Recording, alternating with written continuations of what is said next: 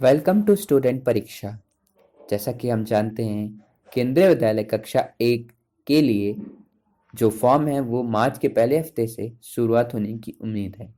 जैसा कि हम जानते हैं, बहुत सारे बच्चे होते हैं जिनका नाम केंद्रीय विद्यालय की लिस्ट में आ जाता है, पर वो फिजिकल वेरिफिकेशन के टाइम पर पर्याप्त दस्तावेज ना होने के कारण अपना एडमिशन नहीं करा पाते हैं।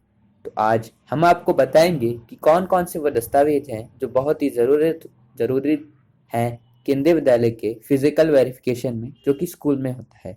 तो चलिए आज उनकी सूची देखते हैं। सबसे पहले हम आपको बताएंगे कि पंजीकरण के टाइम आपको कौन कौन से डॉक्यूमेंट्स चाहिए।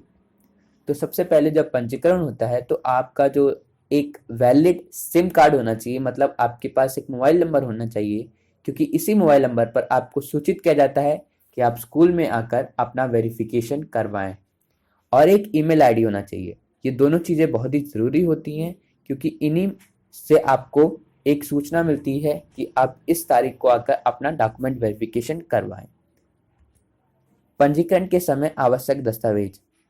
जब पंजीकरण होता है तो आपको कुछ आवश्यक दस्तावेज होते हैं। सबसे पहले बच्चे की एक डिजिटल फोटो होनी चाहिए, जो कि रिसेंट की होनी चाहिए, और बच्चे का जन्म प्रमाण पत्र की स्कैन कॉपी। अगर आप आर्थिक कमजोर वर्ग से हैं, मतलब ईडब्ल्यूएस से हैं, तो आपको ईडब्ल्यूएस सर्टिफिकेट्स की डिटेल्स को रजिस्ट्रेशन के टाइम पे फिल करना होता है।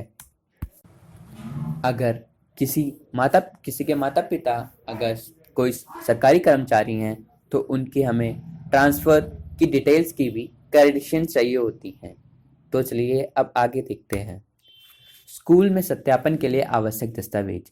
जैसा मैं आपको बताना चाहूँगा, जब आपका लिस्ट में नाम आ जाता है तो स्कूल द्वारा आपको एक फ़ोन आता है कि आप इतनी तारीख को आकर अपने बच्चे का सत्यापन कराएं। तो उस समय आपको जन्म प्रमाण पत्र, एक प्रमाण पत्र कि बच्चा अनुसूचित जाति या ईडब्ल्यूएस से है।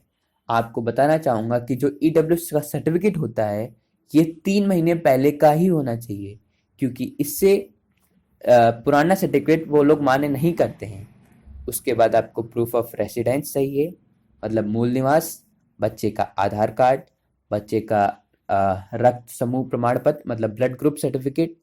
और जब ईडब्ल्यू सर्टिफिकेट आता है तो उसमें हमें पेरेंट को एक स्व घोषणा प्रमाण पत्र लिख के देना होता है कि उसके घर की दूरी स्कूल से 5 किलोमीटर के अंदर है। माता पिता का आय प्रमाण पत्र और बच्चे की 2 फोटो। ये जो आपको स्क्रीन पे सारी डॉक्यूमेंट्स दिख रहे हैं, ये डॉक्यूमेंट्स तो कॉमन होते हैं, पर मैं अभी आपको और कुछ डॉक्यूमेंट्स बताऊंगा।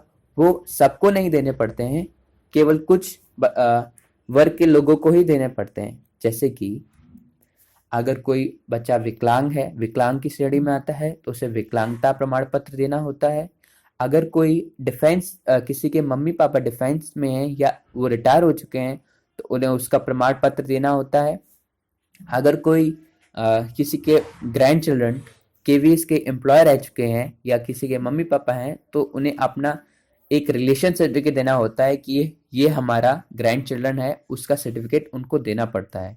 या फिर कोई अगर माननीय संसद या उनसे रिलेटेड रिश्तेदार होता है तो उसको भी अपना एक सर्टिफिकेट देना होता है अपना संबंध स्थापित करने के लिए।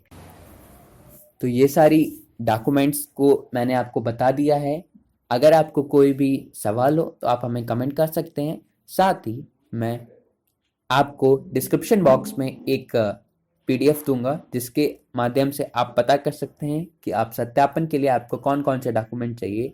अगर आप हमारे चैनल पर पहली बार हैं तो हमारे चैनल को सब्सक्राइब करें, और अगर केवीएस से रिलेटेड आपका कोई भी सवाल हो तो आप हमें कमेंट बॉक्स में ज़रूर पूछ सकते हैं। धन्यवाद।